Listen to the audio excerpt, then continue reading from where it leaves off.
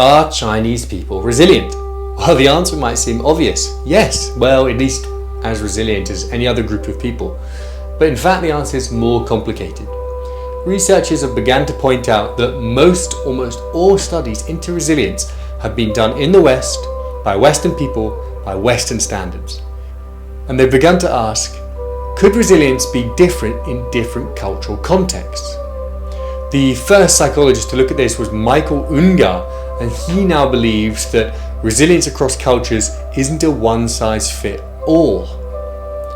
More recently, researchers Qiuyuan and Daniel Wong looked into resilience, specifically in China, comparing and contrasting it to Western standards. And they think that there's three core differences.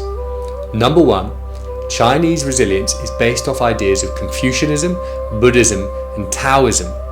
Western ideas of resilience center on ideas of individuality and independence.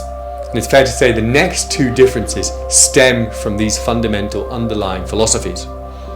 Number two, in China, adversity might be an opportunity for self-cultivation. It's about harmony, accepting the situation, accepting that it's out of your control and becoming at one with the situation and the adversity. Number three, the third difference relates to community. Western ideas focus on individuality, where Chinese ideas focus on your place in the community, where the family or the community's resilience is interconnected to an individual's resilience.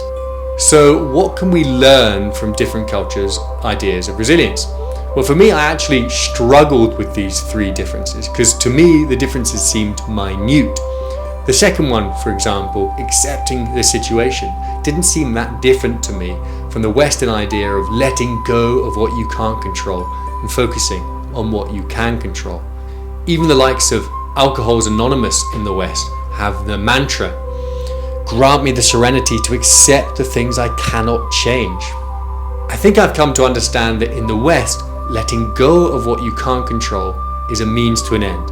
It's so you can focus fully on the things you can control without being held back by those things that are outside of your control. Whereas in China, letting go of what you can't control is not a means to an end, it is the end. It's accepting the situation, being at harmony with it, letting yourself go with the flow. Likewise, I struggled with the third point about community, because so much Western research about resilience focuses on how community can make you stronger and more resilient. Now I believe that the difference is in the West. We ask, how can others help me stay strong? Or in China, the question might be, how can I stay strong for others? My Western perspective still struggles with these nuances. Harmony, accepting it, going with the flow seems, in my view, like giving up.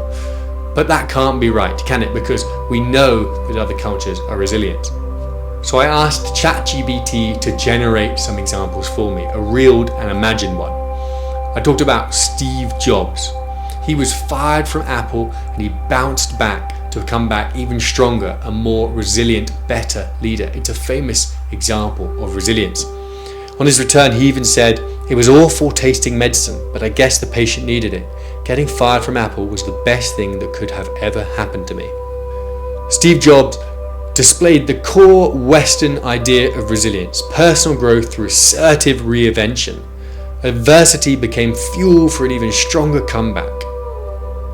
I asked ChatGPT to imagine the scenario through the perspective of Chinese resilience. Jobs' resilient response might have been more to do with letting go and going with the flow. He might have emphasized destiny or circumstance guiding his path.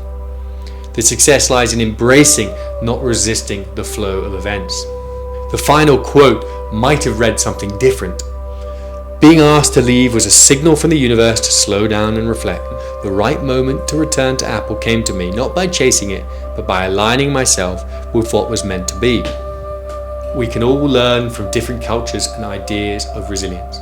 I still believe in accountability, focusing on what you can control, and proactively imagining different outcomes and proactively seeking a new path through adversity. But this research has made me reflect. Maybe sometimes stepping back and allowing the situation to find a path for you can empower you too.